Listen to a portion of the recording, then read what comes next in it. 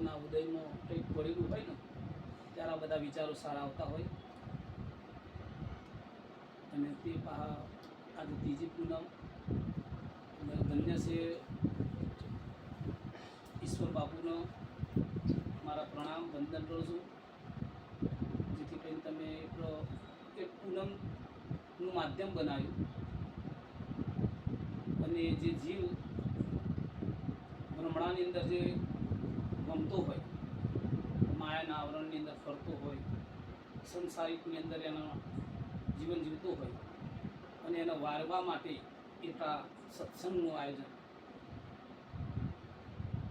મહાપુરુષોએ કહ્યું કે વ્રત ગંગામાં નાવાથી મનખો પવિત્ર થાય છે. વ્રત ગંગામાં નાવાથી મનખો પવિત્ર થાય છે. એક પલ જો સત્સંગ મળે તો શેતાન સુધરી જાય છે. એટલે આ જે કર્યું છે એટલે હું તમને મારા પ્રણામ કરું છું. કારણ કે સત્સંગ વિના મનડું સમજે નહીં. આ મન એવું રાયું દોર છે ને સાહેબ, રાયનો દોણો જો રાયના સીધા પર ઠરો એટલું જો મન પડી જાય ને તો આપણું કલ્યાણ થાય એવું છે.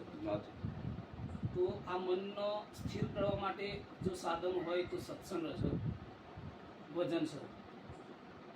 જે હાર્મોનિયમના સથવારે, તબલાના સથવારે, મંજીરાના સથવારે જે ભજનની એ ભજન રવાય છે. અને જે ભજન ભીતરનું હોય એ ભજન થાય છે. પેલું ગાવામાં આવે અને પેલું ભજન થાય છે, કરવામાં આવે. પેલું ભજન કરવામાં આવે અને પેલું ભજન ગાવામાં આવે. પણ ગાવામાં આવે એ મુખમાંથી બોલાય. જે ભજન ગાવામાં આવે એ તો મુખ્યથી વર્ણન થાય. અને એટલે જે ભજન છે ભીતરનું એની અંદર હોઠ કંઠ હલી નહીં છે, જે સ્મરણ હોય ચલા જાય વટુડે ને પલ્લા પટલે ના હોય. તો એવી આ જે વાત પડેલી છે. પણ આ વાત ક્યારે સમજાય? જેમ ઈશ્વરદાસ બાપુએ કહ્યું, જ્યારે ગર્ભની અંદર હતો, માના ઉંદરમાં હતો, ત્યારે પરમાત્મા સાથે એનો પહેલો કોન્ટેક્ટ હતો. પરમાત્મા સાથે એનો પહેલો કોન્ટેક્ટ હતો. અને એ અંદર એને જે પીડા થતી હતી, એને જે વેદના થતી, એ વેદનાની અંદર એનો અસંખ્ય દુઃખ હતા. એટલે એ આજીજી કરતો પરમાત્મા સાથે. પરમાત્મા મને આ યોનિમથી બાર જેથી તેને તારું ભજન કરીશ. પણ અહીંયા જેવો આવ્યો એવો ભૂલો પડ્યો. અહીંયા આવ્યો પોજ તત્વ દેહ ઇન્દ્રિય મિલકત જીવ કહેવાયો અને માયાના આવરણમાં એવો લુપાઈ ગયો કે જે પોતે પોતાનું ભાન ભૂલી બેઠો. એટલે મહાપુરુષ કબીર સાહેબે કહ્યું કે જયા જન્મ મુક્તતા ન હતા વહાં કોઈ સઠ્ઠી તેરી હો ચલા બીજું. જેવા પરમાત્માના સાનિધ્યની અંદર હે શુદ્ધ ચેતન્ય આત્મા, તું જ્યાં હતો ત્યાં તો સ્થિર હતો.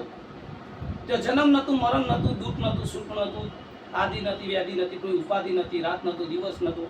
એ કોઈ પોત તત્વનું શરીર પણ ત્યાં નતું. તો એ કોઈ વિચાર શૈલી પણ ત્યાં નથી. સ્થિર હતું છઠ્ઠી જગા પર. તારા તું પરમાત્મા સ્વરૂપે ચૈતન્ય સર્વનો દશકા સાક્ષી બનીને તું આનંદ કરતો હતો. પરંતુ એક વચનના હિસાબે તું આ એટલા આવ્યો. અને આવ્યો પણ એ જેવો ધર્મની અંદર પોત તત્વની અંદર ભરાઈ ગયો તો પોતે પોતાનું ભાન ભૂલી બેઠો અને જીવ કહેવાયો.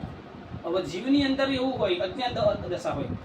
જીવતી શક્તિ અજ્ઞાન અને શિવતી શક્તિ એ માયા. મહાપુરુષોના પુરાવા છે સાહેબ. જો સુધી જીવનું આપણામાં જીવ પણ હોય તો સુધી અજ્ઞાન અવસ્થા આપણામાં હોય, આપણા વિના નથી. અને અજ્ઞાન અવસ્થા છોડવા માટે સદગુરુની સહાયતાની જરૂર પડે, એની કૃપાની જરૂર પડે. તો એ જીવતી શક્તિ અજ્ઞાન અને શિવતી શક્તિ એ માયા. તો જો સુધી જીવ અને શિવની જો વાત પડી જાય તો સુધી તો કાળ પુરુષનો તાપ પડેલો છે સાહેબ. પરંતુ જ્યારે એ પોતે પોતાનું આ ભાન ભૂલી બેઠો જીવ, પછી આ જીવ જ્યારે આવ્યો ઘાટમાં આવ્યો, પછી એ જીવનું જીવ પણ ભૂલી ગયો હું જીવ છું એ પણ કહેવાનું ભૂલી બેઠો. અને જે આ ઘાટની અંદર જે મા બાપે જે ભાઈ ફુવાએ જે નામ આપ્યા એ નામની અંદર એટલો લુપાઈ ગયો એને ચોંટાડવામાં આવ્યું નામ. એટલે જન્મ્યા ત્યારે કોઈને એવું નથી કીધું તો ફલાણા ભાઈનો જન્મ થયો.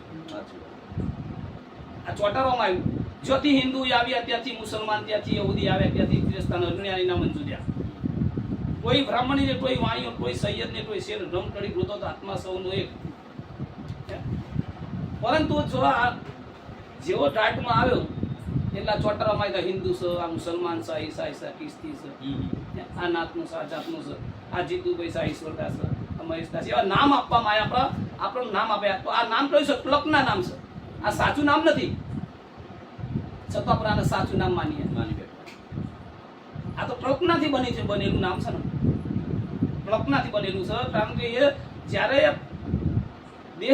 દેહ બહાર આવ્યો એનું રૂપ જ હતું, એનો ગુણે જુદ આપણને ખબર પડી નહોતી. આ દેહ જીવ જ્યારે આ દેહ લઈને આવ્યો છે ત્યારે એ જીવની તો આપણને કોઈ સમજણ જ નથી. અંદર જીવ છે, શું છે, ચેતન છે, પરમાત્મા છે, તો આપણી દશા જ નથી જાણવાની.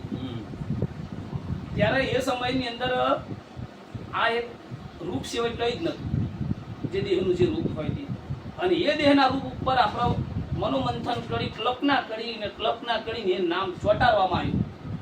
અને એ નામના આપણે સાચું નામ બની બેઠા છે. એ નામનું એટલું અભિમાન આવી ગયું, એટલો મોહ લાગ્યો. આ નામ હવે છૂટતું નથી. ભર નિંદ્રામાં હોય ને જો કદાચ નામ આપી દે તો ફટલીને જાગી જઈએ. એટલી આ નામ ચેતના આપી દીધી આ નામના. પણ આ નામ શાશ્વત નથી, નાશવત છે સાહેબ. આ નામ શાશ્વત નથી, નાશવત છે. અને આ નામનો નાશ છે. પણ એક નામ એવું પડી છે કે વેરાય આવી વહી જવાની સમજી લે સતનામ. માવજીરામ બાપાની આઈકા સાખી પંડિત છે કે વેરાય આવી વહી જવાની સમજી લે સતનામ. શ્યામદેવ ગુરુ શાનમાં સમજાવી કરી લે ઉત્તમ કામ. પણ આપણે ઉત્તમ કામ કઈ કરીએ? જન્મથી માંડીને મરણ સુધીની અંદર જે જિંદગી હોય, ખાવું, પીવું, બેહવું, ઉઠવું, મોત સોટડવા, એ સંસારની અંદર જે કંઈક થતું હોય એ બધું કરી લેવું. બંગલા બનાવી દેવા, ઘર બનાવી દેવા, રૂપિયા કમાઈ દેવા, દાગીના બનાવી દેવા, બેંક બેલેન્સ કરી દેવું. આના ઉત્તમ કામ માની બેઠા. પણ ઉત્તમ કામ કંઈક જુદું છે. ઉત્તમ કામ કહ્યું કે જે જીવને પોતાનું સ્વરૂપની પ્રાપ્તિ થાય. એ જીવ તું કોણ છે, ક્યાંથી આવ્યો અને તે ક્યાં જવું, આ વાત જાણી લે. આ સતનામને તું જાણી લે. અને આ નામ જાણીશ તો જ તારા આવા રમણનું ફેરું મળી. તો સુધી આવા રમણનો ફેરો ના મટર એ લટ 84 ઊભી છે. બાપુએ બીજું એ પ્રમાણે એટલે महापुरुषों કહ્યું કે ચલતી ચપટી દેર કર દિયા કબીરા રોય દો પાટન કે બીચ में સાબિત બચા ના કોઈ. ચલતી ચપટી હોય, ઘંટીનું જે ચક્ર ફરતું હોય એની અંદર તમે આટો નાખો, માફ કરજો, એની અંદર અન્ન નાખો, અન્ન નાખેનો આટો બનો, આટાની રોટલી બનો, એ રોટલી આપણે ખાઈએ, અંદર અડધું બ્લડ બનો, અડધું મર બનો, એ મરની પાછું ખાતર બનો, એ ખાતર પાછું બિયારણ રૂપી બહાર જાય અને એ દાણો બનીને આવે અને એ દાણો પાછું ડંટીમાં આવો. 84 આટલું ચક્ર ચાલુ જ રહેશે. અને જો એ દાણો જો કદાચ એક હથોડી પર આવી જાય, ખીલા ઉપર ચોટી જાય તો એ ચક્રની અંદર એને આવવાની. એમ જો કદાચ કોઈ જીવ સદગુરુનો હાથ જાણી પાડે ને બાપ, સદગુરુનો જો પદ જાણી પાડે, સદગુરુનું નામ જાણી પાડે તો આ ચક્રમાં ના આવી શકાય. એટલે કીધું જયા જન્મ મુક્ત હતા નતા આપણું શક્તિ તેરી વચ્ચે ચલાવ. હા જરા વિદ્રોહ પરમાત્માની જગ્યાએ તો તું સ્થિર હતું. પણ આ તત્વ દેહી મિલકડા જીવ કહેવાય, પોતે પોતાનું ભાન ભૂલી બેઠો. અને પોતે પોતાનું ભાન પ્રગટ પણ કરાવો તો પ્રગટ કોઈ સંત કરાવો, કોઈ સદગુરુ કરાવો. કારણ કે હવે તો આ દેહ એ તે હું છું, આ ઇન્દ્રિય તે હું છું, હું ફલાણો ભાઈ છું. આ બધું એક જાતનું મોહ, માયા, લોભ, લાલચની અંદર એવો ફસાઈ ગયો હું. એટલું અભિમાન આ દેહનું આવી ગયું તો મારું આ જીવ કરવા લાગ્યું. પણ હજુ જે સત્ય છે એ સમજાતું નથી. આપણે જન્મથી મોડીને મરણ સુધી જે આપણને પકડાયું, નાનું બાળક હોય સાહેબ ત્યારે એ નિર્ભય હોય, એ પરમાત્મા સ્વરૂપ હોય. અને એ પકડાવનારા જ આપણા છે. અને પકડાયું એ જતું નહીં વહેલું. અને સદગુરુ સોરાવ જાય તો માર્ગ પલમાં પાય. તમે એવા ગુરુના ચરણમાં જતા હો તો તમારું માર્ગ મળી આવો, તમારું માર્ગ પલમાં પાય. સદગુરુ શરણે જાય, માર્ગ પલમાં પાય. જપી લે ગુરુકા જાપ, આ તરે ત્રિવેદીનો તાપ. તમે એવા કંઈક વાત ન જાણો, તમે એવું નામ જાણો, આ ત્રિવેદીનો જે તાપ પડ્યો હોય એ તૂટી જાય. જપે સદગુરુ શરણે જાય, માર્ગ પલમાં પાય. જપી લે ગુરુકા જાપ, તરે ત્રિવેદીના તાપ. આ જીવનું જીવ પણ જાવે, જન્મ મરણ મિટાવે, એવા સદગુરુ સેવા કરો તનમન ધનથી સેવા. ગુરુ ગોવિંદ એક જાણો, જુદા જુદા બતાવો ને એ હો નહીં. હરી જુદો ને હું જુદો ને ગુરુ ગોવિંદ એટલે જાણો, એમાં વેદના આણો, છૂટી જાય જમની ફાંસી ને તૂટી જાય લટ 84.